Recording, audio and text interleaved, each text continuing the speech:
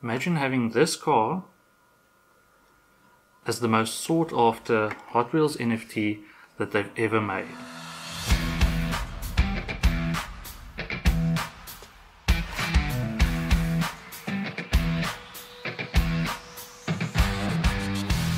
Hi guys, welcome back to this week's episode. I actually did want to make this a short follow-up or just an add-on to last week's video when I did the preview for the Hot Wheels NFT Garage Series 9 that was dropping during the week just past. But I found that there might be a bit more meat to the bones, more than what I thought initially anyway. So yeah, I thought I'd do a quick overview of the NFT Garage, the Fast and Furious set for 2024. It's one of those completionist sets, so it's a little different than the regular drops, and the reward car is going to be this car. But imagine this as a very limited edition, full premium physical Hot Wheels NFT. So yeah, that just might turn out to be one of the most sought after Hot Wheels cars that they've done in the past couple of years. So yeah, we'll have a quick look at that, and then I'll also show you what I ended up getting from Series 9, and also show you how I got it. So yeah, stick around for that. Okay, see you in a bit. Okay, so head on over to the page, same virtual collectibles one. You scroll down a bit, you get to the new Fast and the Furious, or the last Fast and Furious set, and you'd be looking at the Nissan Skyline GTR. The R34 is going to be the only redeemable, the physical redeemable in this set. So if you go to the details page, you'll see in the background there's a couple of the cars included in the NFT pack. Scroll down a bit, you'll see we've seen a lot of these cars in both the basics and the premium sets. Okay, so there's more information. That's the gist of this sort of set. Is you need to complete the set before a certain date. You need to own all 19 NFTs in the whole set. So there's commons, uncommons, rares, the whole thing. But to complete the set and to collect the redeemable, the physical GTR, you have to own all of the NFTs, all 19 of the NFTs. So if you scroll down, they'll give you all the variations. The variations are just about the same as what's in the normal packs, except for there's no treasure hunt and there's no exclusive. So if you didn't buy the packs when the drop was launched, you can go down to the marketplace and sort of fill up your collection, or complete your collection. Because of all the doubles, there's really no chance of you completing the whole set with just a couple of packs. Usually you by the looks of it, there were plenty of duplicates. So if you go down to the marketplace, you can sort the listings per series. So you could go down to Fast and Furious 2024. What I usually did is I went down to the card ID, which will filter the results per card. So card number 1 is your super rare, which is as per a normal NFT drop, your super rare would be your physical redeemable. It's the same in this case, but what I didn't pick up on, I did actually go to the marketplace and pick up a couple of the NFTs looking to complete the set. But because I filtered it like this, by the time I got down to the rares, I got surprised, blindsided a bit by the price. So the commons and the uncommons, and even the super rare was not that expensive. But sorting by rare, this is where it gets tricky. There are 3 different rares that you need to collect, and if you scroll down a bit, you'll see the cheapest price at the time of recording was about 130 flow, which that was about $67. I checked today, that's gone up a bit, so the exchange rate has changed since I recorded this. It's up to about $75 now, I think. So yeah, those 3 are going to be the most expensive ones, and it's a pity that I didn't catch up on that a bit earlier. But yeah, so those are the ones that you probably would like to target to pick up to complete the whole set. The others you can pick up pretty cheaply, but yeah, as you scroll down, you'll obviously see that prices, even though they have stabilized, they don't come cheaper than the 130 odd. And if those get sold out closer to redemption date, you'll obviously be forced to pay a higher premium for them. So yeah, don't leave it too long. If I'm not mistaken, I think it is only the three, just the Camaro, the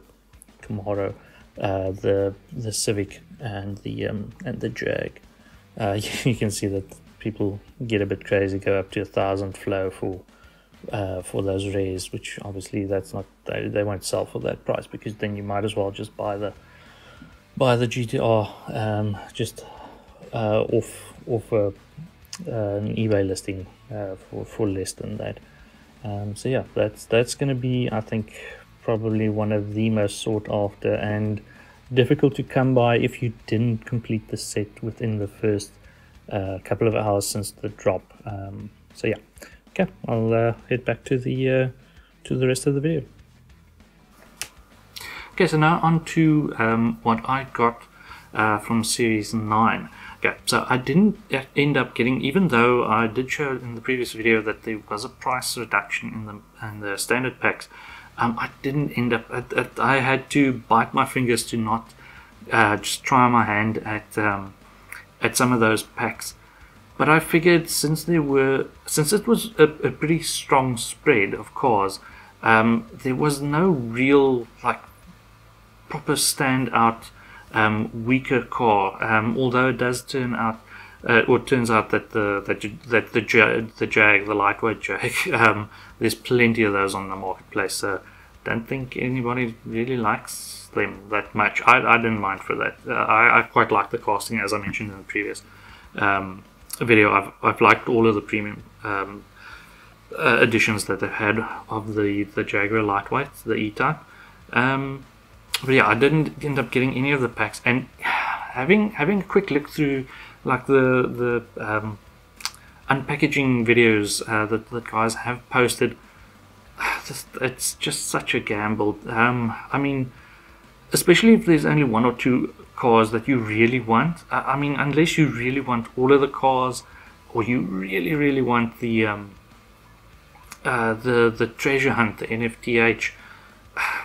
I don't know. It's sure I've seen many a collector strike out completely, and that's just money thrown into the water. So I ended up waiting. I didn't fold. Ended up waiting. As mentioned before, I actually quite like the E-Type. I like that Porsche. So the 944 Turbo. I wouldn't have minded the Skyline, although I did figure that would be one of the two weaker ones if I had to pick a weaker one. To my surprise, it didn't turn out that way. The Zamac was also pretty nice, the Range Rover Classic.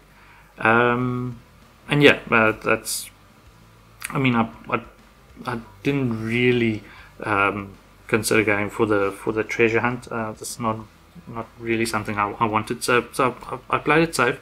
Didn't go for any packs, but checked the marketplace only a couple of hours after the drop. This series also took a while to sell out. I mean, you could get packs like 2 or 3 days afterwards. Still, I didn't even check today. They might still be available. So I don't know if I didn't really look up the numbers or compare the numbers to previous years. So I'm not sure if they issued more packs than in previous years. I seem to recall there being, was it 12 or 14,000 packs in total previous years? Not sure. It was they were thereabouts, I think. I could be mistaken. Don't quote me on that. But yes, I ended up checking marketplace. Prices tend to, so you have to, if you're doing that, there's not a way of doing it, but the strategy is usually you have to get in very early. So you have to hit the marketplace straight away after the drop, because then people are quickly trying to unload the cars that they got but didn't really want, in order to buy the ones that they do want, or to recoup some of their funds and then go for more packs. A couple of hours, it seems that sort of if you go a couple of hours after the drop and then in the following days seems to be the worst time to do it, until you can sort of see the prices stabilize. You'll see people not necessarily that desperate to get rid of their NFTs quickly. They start listing, and they start listing at higher prices because they're willing to wait a little bit more, a little bit longer for the sales. So that's usually not your best times to get it. And then you'll see as time goes by, the prices will stabilize. It'll sort of normalize at a certain point. You get a clear sort of price bracket of what each redeemable is going for. And then I've also seen that obviously closer to the redemption date, the prices tend to come down. They don't come down quickly or drastically, but they do tend to come down because people know that they have to offload their NFTs before the drop date, if they are wanting to sell them. Otherwise, they will be stuck with them. They'll obviously get the redemption token, so it's not a total loss.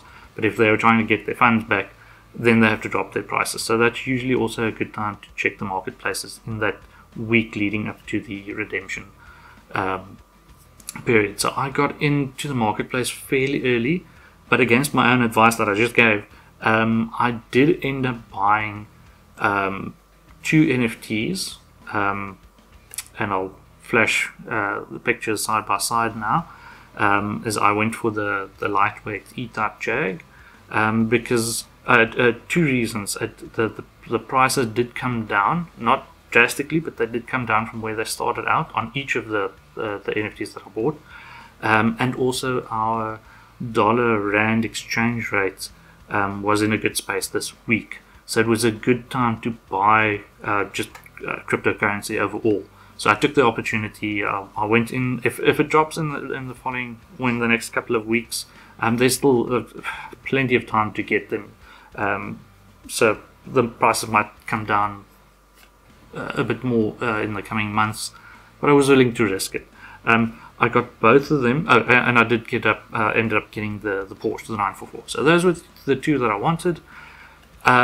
I wouldn't have minded the Zamac, the Range Rover, but at this point it's still a bit steep. When I checked last, it was about 140 or 150 flow still, which at that stage was just under, I think, $100 US. So it's a bit steep still. I don't like it that much. If it comes down to around like high 40s, maybe 50s at a later stage, I'd probably consider it. But for now, I don't like it that much. The Porsche for me was the one that I really wanted, and I figured, well, I actually ended up buying both of them for less than 1 premium pack.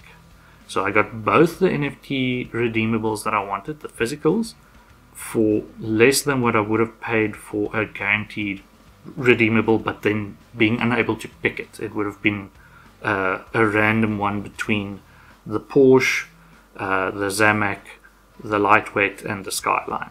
Skyline ended up being a bit more expensive at this stage. It turns out it's a bit more expensive than the Porsche, or they're sort of jostling for that second favorite one. But it's going for more than what I actually would have guessed beforehand. So yeah, that's what I got. Very happy with that. I'm happy with my purchase. I'm going to stop looking at the prices, so I won't be comparing when they come down. But yeah, I got the ones that I wanted, and for a decent price. I think for what I paid for it. So that's sort of my takeaway from this: is if it's a strong field, rather not take the chance to gamble. If you're only looking for 1 or 2 specific ones, keep your money, wait for the drop to finish, or for everyone to start going through their packs, opening their packs, and then they hit the marketplace. Give it a little while, not too long. Otherwise, just play the long game. Wait for the prices to either stabilize or drop as you get closer to the redemption date. So that's my advice. That's the way I've done it, and it worked out quite well. So yeah, get your Series 9 cars, get your Fast and Furious rares and commons and whatnots in order, and see if you can get that set completed. I'll see you again next week. Keep well. Cheers.